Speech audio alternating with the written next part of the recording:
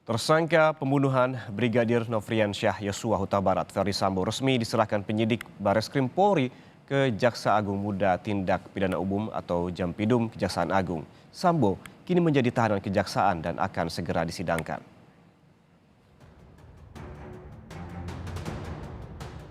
Polri resmi melimpahkan tersangka dan barang bukti kasus pembunuhan Brigadir Yosua dan kasus obstruction of justice atau perintangan penyelidikan dengan tersangka Ferdi Sambo CS ke Kejaksaan Agung.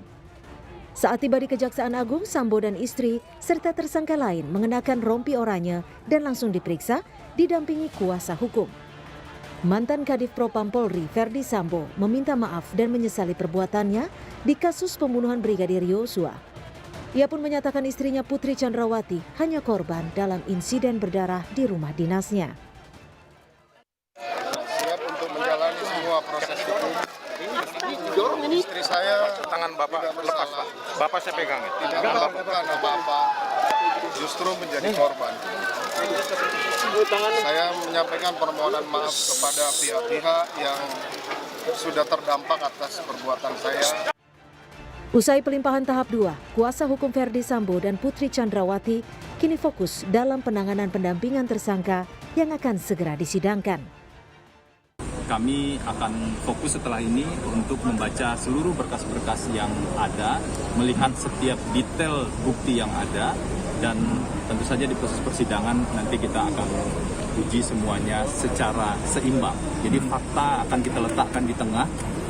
Nanti kami berharap tentu saja majelis hakim juga, kami percaya juga pada majelis hakim akan objektif dan adil dalam hal ini.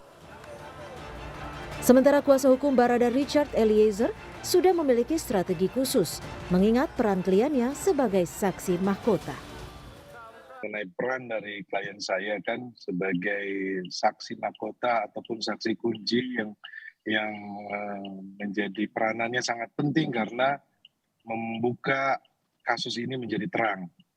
Nah, kalau mengenai strateginya seperti apa, mungkin saya belum bisa sampaikan ya, karena itu biar nanti di pengadilan.